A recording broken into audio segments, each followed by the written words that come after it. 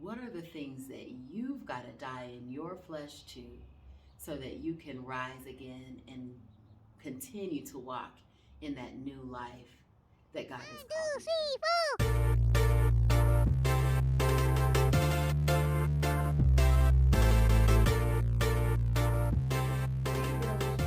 It's Kenna, just the mom next door. I just wanted to take a second before the sun sets on this beautiful Easter Sunday, or as I refer to it, Resurrection Sunday. I wanted to just touch base about what Resurrection Monday should look like for you. Now, I'm not here to say what it should look like for you, but just in reflecting about what this Resurrection Day means to me as a believer in Jesus Christ, as someone that says that I have made the decision to follow my life after Christ, it's not just a day that should come and go, because every day is a chance at new life, to continue to grow in my own personal salvation. Because I am a child of God, I believe that He's died for me, and because He died for me so that I could have eternal life, every day I'm dying to my flesh, and every day is a resurrection of new life for me. How will I walk in this new life starting tomorrow, Resurrection Monday? That's the question I want to ask you today.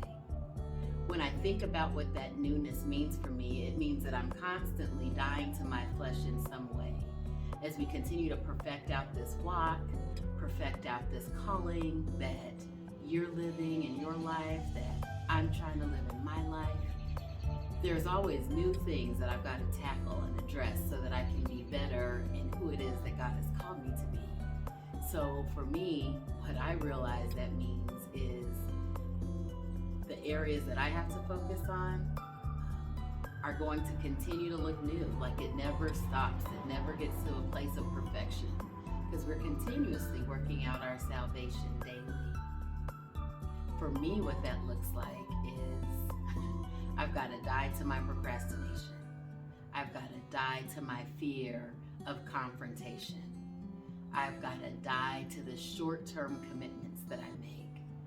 And while those things might not seem like that big a deal, what it really does when I'm living in that place of procrastination, I just can't imagine. It pains me actually to think about all of the dreams and things that God has given me to do that I've just let pass me by because I've waited too late to get to them. Or when I think about that fear of confrontation, for me personally, I don't like to live in that place of conflict. I don't like that uncomfortable feeling that it brings when I have to address something that's hard or that might be uncomfortable. But when I think about what Jesus endured before He went to the cross to die for me, He endured that place of conflict.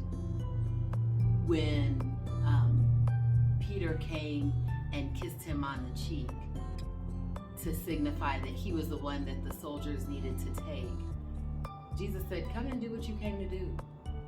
He faced that conflict. And while it was difficult and uncomfortable in that moment, He knew that something better was coming as a result of that. I get stuck at the conflict piece and I don't want to go through it and I don't want to endure, but I have to remember that something better is also on the other side of that. So I have to get better at that. I've got to die to that fear of conflict. I've also got to die to that short-term follow-through. So when I've made a commitment and I say I'm going to start this tomorrow and I'm going to do it, I do great at starting tomorrow. I do great at doing it for the first couple of days. And then it gets very convenient to come up with lots of other reasons why I can't continue whatever that piece is.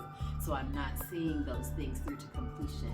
I'm not seeing those things through to a place of fruition where it's giving me the fruit that it's supposed to give, because I haven't given myself to that long-term follow-through. So those are the three things that I know God's brought to my attention for me that I've got to do for myself. But what does it look like for you?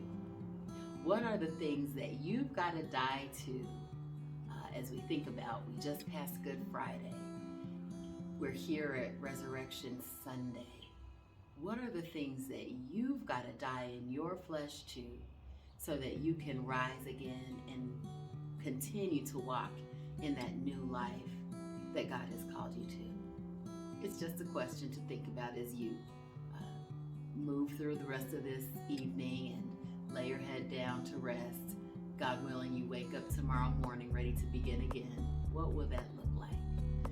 So that's my question. If you have a question about how you get to walk in that newness of life, how you get to experience that resurrection power that brought Jesus from the grave, that brought him back to a place of life, that resurrection power that still lives today, is that same power that we have access to that allows us to walk in that newness. If you want to know how to access that, email me at info@justamomnextdoor.com, and I'd be happy to begin that conversation with you.